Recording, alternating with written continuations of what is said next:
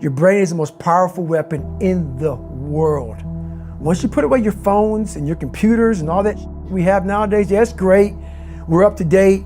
But your brain is the only thing you have when you're going through depression, when you're going through hard times, when you're going through death, real life.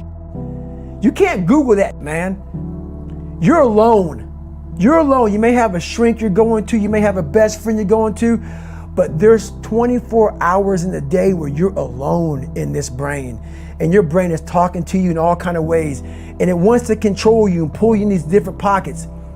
If you can't control your own brain and your brain controls you, you got to tell your brain where you want to go and how you want to go and how you want to get there. You got to control it. If not, it's over. What existed for me was, okay, man, how am I going to make this work? And all I knew back then was hard work. The only way anything gets accomplished. That's all I heard back in those days. You got to work hard. You got to work hard. I'm not getting I can't get this paragraph. I can't remember what the is in this paragraph to pass this test to get in the military. Read again. Still not getting it. Read again. But if you're not getting it, write it out. And that's how I started learning. Okay, well, I got to write out everything I do. And then write it out again and write it out again. And guess what happened? I got it.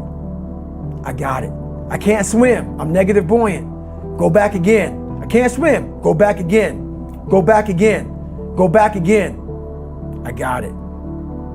I realized if I keep going back and going back and going back until the just becomes, your mind will say, okay, we're going to figure it out, because he is not going to stop. It's not like I'm going to try one more time. No, it's just like alarm clock goes off, boop, we're going back. I can't read right, we're going back. I gave myself no way out, and my mind realized that. They said, okay, we're going to adapt and overcome now. Like a lot of people say, trying hard.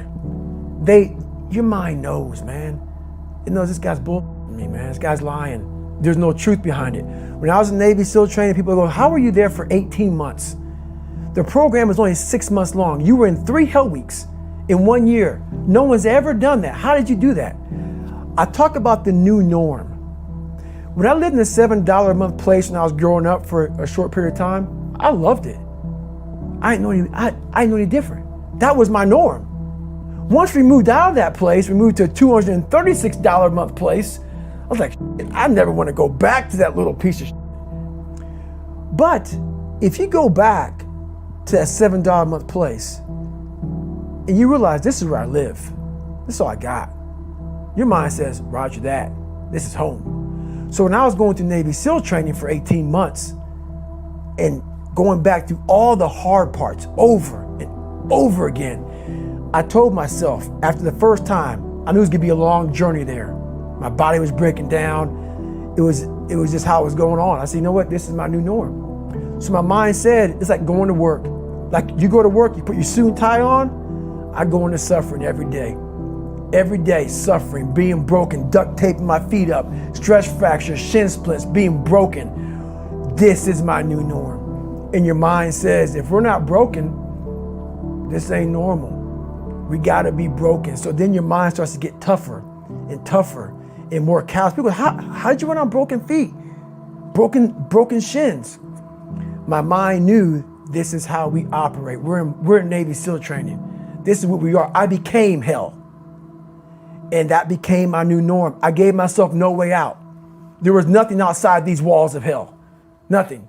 I love God, but for a short period of time, I became the devil, because that was hell. I became the boss, the owner, the CEO of Navy SEAL training. That was my mindset. And that's how you get through things. You immerse yourself in wherever it is, and you become that. You become that and give yourself no way out. When I was 297 pounds and I was fat as hell trying to be a Navy SEAL, the scariest thing in the world to me, even to this day, was that could have been the rest of my life. I thought then I was trying hard. That's the scariest thing in the world. I thought then 297 pound, working for Ecolab, spraying for cockroaches, making $1,000 a month. I thought that was me at my 100% potential. Come to find out, a few years later, I wasn't anywhere near that. 106 pounds less, graduated Navy SEAL training, went on to do all these other things. Looking back on that, that was me trying hard. That's why people gotta understand, what is in us, we have no idea until we start trying hard. And I mean really trying hard, where you're obsessed with, hey, this is my new norm. My new norm is that, wow, this isn't always fun. It's not always meant to be fun. And that's when you know you're trying hard. People hear my story and think this guy is sadistic. I realized how the brain works. I figured out how the brain works. I'm a scared kid, and that's what gives me so much power. I had no foundation, and I built this off of just researching the mind. The feeling you get is basically invincibility. You realize that you can't do it all the time. When you need to do it, I know I can go to a place that I can live in. And when you know that you can run on broken legs and you can do certain things that a lot of people can do, but they're not willing to do, this power, this sympathetic nervous system of fight or flight, and you're fighting, it gives you this charge of energy of when you're sitting there at 3:30, 4 o'clock in the morning and you're duct taping your feet up because they're broken, and you're doing it by yourself, and you're going through arguably one of the hardest training in the world. And these guys, most of them are healthy, and you're going through it broken, and you're already at a disadvantage, but you're still there. You can feed into that and tap into that for a lot of power. But if you look at it, well, I'm broken, man. I'm not gonna make it. But if you look at it as, man, I'm broken and I'm still here. And I'm fighting, and I'm gonna find a way to get through this, because I have no other place to go. It gives you a lot of power.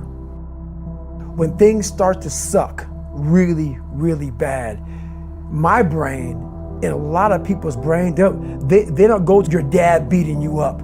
Your brain says, we gotta get the out of here. This is miserable. So anger goes away a lot of times when you're suffering, because your brain just says, we gotta run, we gotta go. So that anger is not popping up saying, oh, I wanna show them, I wanna show those people. No, there has to be a much deeper, when I say deeper, it has to be down to mineral soil. It has to be down to that nice mineral soil where nothing can burn. You can't burn dirt. So it has to be down that low, that literally is something in you that's at the core of your soul. But you don't find it unless you spend a lot of time with what you want to be in life. I can't give that to you. Right. You can't give it to somebody. When you find your true passion in life, and my passion for me was like, oh, I want to be, I don't give a Navy SEALs, Army, I don't give a shit. I want to serve my country. I want to be someone that I'm proud of. I want to look at myself in the mirror because I was so disappointed. That accountability mirror I talk about, I was so disappointed in what I saw every day. I wanted everybody to love David Goggins. And a lot of people did. I didn't love myself.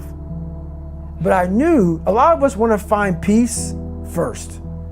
So people say, man, you always talk about this suffering and pain and I'm at peace right now because I went through that. Right? You don't find peace first. If you do, Merry Christmas. More power to you. More power to you. I found peace on the opposite end of finding myself. And no one really finds themselves without going through trials, tribulations, suffering, accountability. And accountability is suffering. Being accountable every day for doing right for yourself, for the people next to you, it's miserable. It's hard. So, even the smallest details.